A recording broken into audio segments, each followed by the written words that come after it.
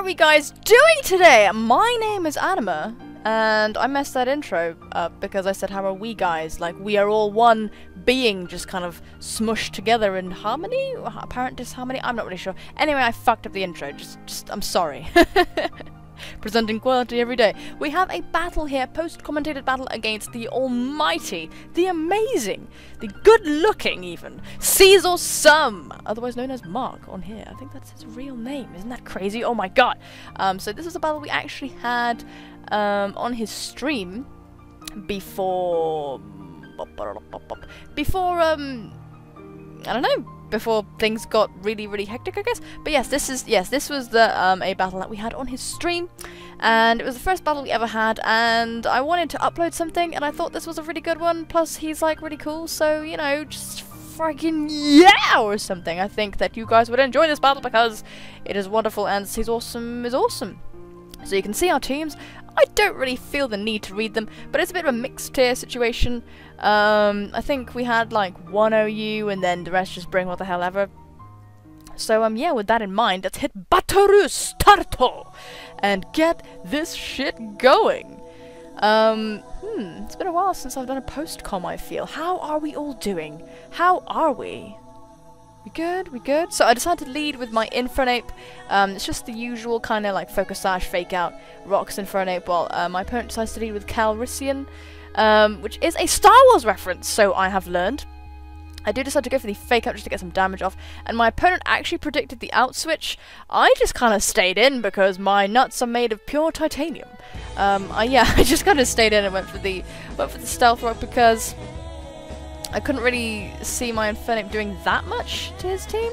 I mean, there's this Gastrodon that just walls me to death, there's everything else, but he overpredicted and it paid off for me, which is wonderful. So out comes Love Child, the Gastrodon, and if you don't know how bulky Gastrodon is, like, Gastrodon is a problem. It is a serious threat. You do not fuck with that snail, you do not fuck with snails in general. That is unhealthy and you probably shouldn't do it, and sticky too, most likely.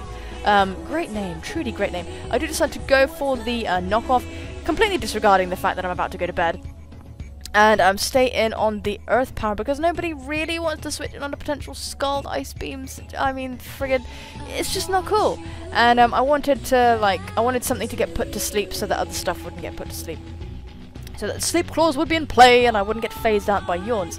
So I do decide to switch out into Marcus, my Venusaur, as ScizOrsome does withdraw the Love Trail, leaving a trail of love in its wake.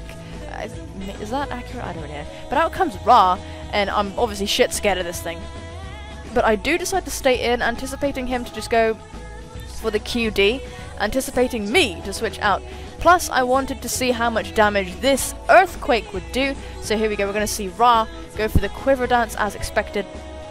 And Spa and Spada and Spee is going to go up, so lots of Sp words.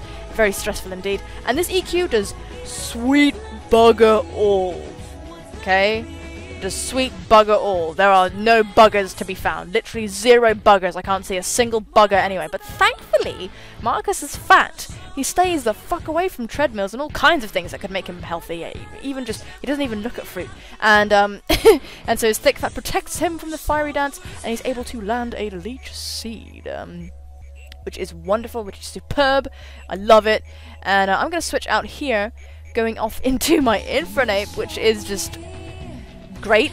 Great that it wasn't dead from earlier, as Ra goes for a Fiery Dance, which is going to be a resisted hit, but you're going to see it does an absolute butt-ton of damage, like a ton of butts, like literally a truck full of butts descending, lots of weight, basically just lots of bumps. So because of the rocks, Ra can't really switch out, and he's not packing Roost to my knowledge.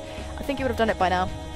And I go for the fake out, and that is going to be a dead Volcarona. Those things scare me to death. I hate them, I hate them, I hate them, I hate them, I hate them. They scare me.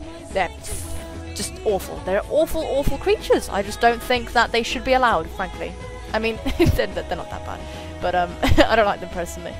I'll probably use one day, who knows. But my opponent makes an amazing prediction here. Goes right for the Stone Edge, anticipating me to bring in my Flyer to be immune to the Earthquake. So really great play on his behalf.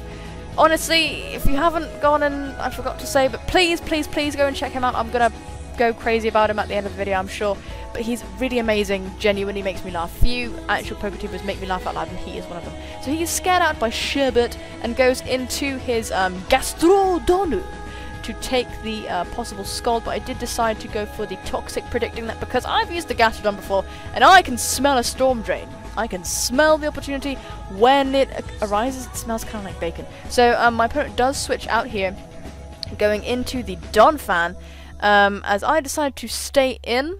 I believe I did anyway. Yes, yes, yes, yes, yes. Okay, I went for the Psy Shock. Just want to do some damage on the Gastrodon because that thing cannot really touch me, and I can slack off, and it's just going to get poisoned, and it's just wonderful. It's just a jolly good time. And my opponent was very safe from me scalding it while the Gastrodon was still alive. So as you can see, I went for the Toxic again, because I do not want that thing to get a Storm Drain. I know that life, and I'm not about it. I gave up that life, you know. I'm a recovering addict. I'm not gonna lapse again, you hear me? Okay, you understand? But anyway, my tragic past, apparently, aside, the Don Fanatic, excellent name, truly excellent name, is gonna take a little bit of poison damage, wisely removes the rocks, so no more chip damage there, and puts some rocks of his own. So basically there's just a bunch of floating shitty rocks on my side of the field. I would really like to have the brain to throw the Pokeball elsewhere, but it's like my arm is just fucking magnetized and just kind of, you know, where's the most harmful place? Am I right? Am I right? Am I right? We just want the most damage possible when we switch them in. Right. Fix it, Pokemon, fix it. So my opponent is scared out by the potential Giga Drain, and I go for a Leech Seed, catching the Sableye. Now, Sableye is just one of those Pokemon. Of course, whenever I'm bitching about a Pokemon, please do not interpret that as me bitching about my opponent, because I'm not. it's just that Pokemon. It's just Sableye, come on. Rupenis, again, excellent name. This guy as well, he's got brilliant names. Brilliant names. I tend to not go for that. I tend to go for names that I think are cute, generally speaking, or like that I feel are really, I don't know. I don't tend to have as mind-blowingly intelligent and immaculate nicknames such as Rupenis. He's referring genitalia. It's a Sableye that refers to genitalia in an accurate way. It's amazing. It reflects how I feel about it too. So it's going to go for the Will-O-Wisp, and this is a great play because this is going to whittle Marcus down bit by bit. I do decide to go for the Sludge Bomb. I want to pressure this thing and just put a lot of just pain and suffering onto it. Force it to keep going for recovers while I get my health back from the Leech Seed, which is hopefully going to counteract the effects of the burn.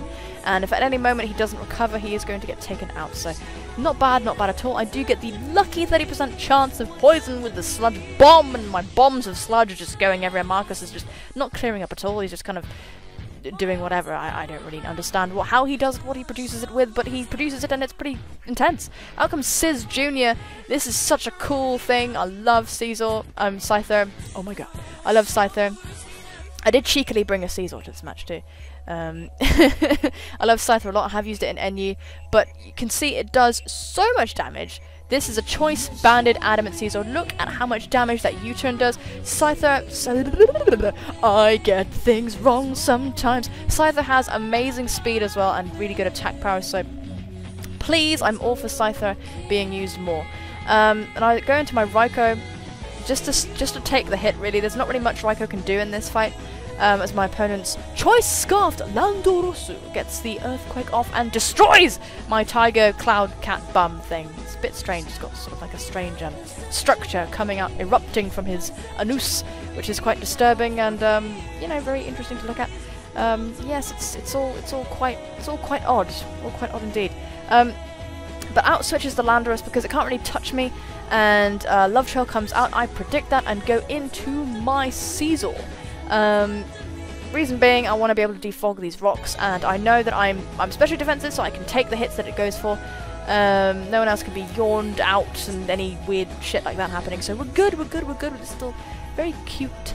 Pink Slug is just going to sit there, we're just going to stare at each other, and now what is going to occur is a series of Earth Powers, and my Scyther having a nap, basically. I guess he just feels extremely at home when in the presence of ScizOrsome, so I guess he just doesn't really care about picking up the slack, even though that's kind of your job, sweetie. This is a battle and people are dying and it's all your fault, kind of. So Blister is still asleep. This is so inappropriate. I have no idea how to feel about this, other than disappointed, shocked, angry even, you know. all of those things. It was a real roller coaster. It was a true spectacle, indeed. This was a lot of practice actually, commentating whilst the stream was occurring, and it was really nice. And yes, I must thank ScizOrsome for that amazing opportunity. It was so fun streaming, and some of you from the stream are commenting on my videos, and I really do appreciate that. Thankfully, Blister gets his shit together and wakes up, realizes that he's in a battle and the earth is exploding around him, and also very appropriately decides to rest his wings. So, yeah, but I mean, at least he gets health back, alright? I do decide to go for the roost, which my opponent relished in, because now he is able to go for a yawn. He did say in the battle, oh, you know, Toxic can just take me outright, which I should have honestly just taken as a cue and just punched it in the face. Really, I should have done that. I truly should have. As Love Trail is able to get off the yawn, and this is gonna threaten my my Scyther indeed. So out comes Calrissian. I do need to get on board with Star Wars, really. I really do. Apparently it has all the ingredients for me to like it. Does indeed. I do like Mass Effect. Sorry if there is somebody out there thinking, geez, that's just like, you just can't compare those. That's like wrong or some shit. Well, I'm sorry. I compared them because I'm just avant-garde, you know. I don't really know what I'm talking about. I chat a lot of rubbish. I'm really sorry. I do decide to stay in just to get rid of those rocks so that my switches aren't going to be punished. Sacking Blister here. There's not really that much he can do. Since he's specially defensive, and you're seeing how much damage these earthquakes are doing, so there's not really that much use. But now Sherbet, based Sherbet, he looks so goddamn big there. Like, why is he so big? He's just practicing for that mega, you know what I'm saying? And I'm free to go for Scolds now that Love Trail is gone. Out comes the Don Fanatic, and it's gonna go down because special defense is not going to stab Scald. Yeah, it's just not going to happen. Out comes Scyther Jr. and this is... I know I could take one U-turn. I knew I could take one, so I did decide to stay in. And quite frankly, Sherbet is just too much. But Slowbros are just broken, so it getting a mega is gonna be. If you don't think that's crazy, honestly, it's going to be a pain in the anus. It's going to be a pain in our rear directional facility area, human bodily poop area. Oh my god. Anyway, I'm able to go for this Scald on the Landorus, and at this point, I knew that my opponent would have to go for was stuck between a rock and a hard place, because U-turn would be the only move that would damage Slowbro enough to kill, but U-turn would not be enough to damage Baptiste and Marcus, Infernape and Venusaur. So I knew that he had to lock himself. He had to pick one, and as you can see, he is locked into the U-turn and can't outspeed Baptiste, and he is going to go down. If he'd locked himself into Aerial Ace, he would have been able to take down Baptiste and Venusaur, Marcuso, but he would not have been able to take down Slowbro. So honestly, it was a very difficult situation for him at the end. Sherbet was the MVP, I think, killing like 3 Pokemon. He's just ridiculous. But honestly, I really love ScizOrsome's team. Like Choice Banded Scyther and Choice Scarf Landorus. I don't really see those things. I don't really see Choice Scarf Landorus. Another thing about ScizOrsome too is he uses very interesting stuff. He just kind of, like, you know, those weird ideas that you kind of have in your head but don't voice. Like stripping in public or making an interesting Pokemon set. He'll probably do that. So, I'm sorry. I'm making him sound like a complete weirdo. He's so lovely. He really is. Guys, I do believe that you would enjoy him very, very much. So if you like my content, then I do think that you'll like his. Both English. If you're into that stuff, we like that stuff. So I'm rambling. If you enjoyed this video, if you liked it, feel free to leave a like, leave a comment if you are so inclined, and answer the question of the day, which is going to be a bit of a strange one, I think, but what is your favourite cuddly toy that you own? Tell me about it. Mine, at the moment, is probably the plush Heliolisk that I have, that I'm sure you've seen if you've been around here for a while. So yes, please tell me about it. It could be your first cuddly toy you've ever had. I know you have one, so don't even pretend you don't have one. Don't even play me like that, Holmes.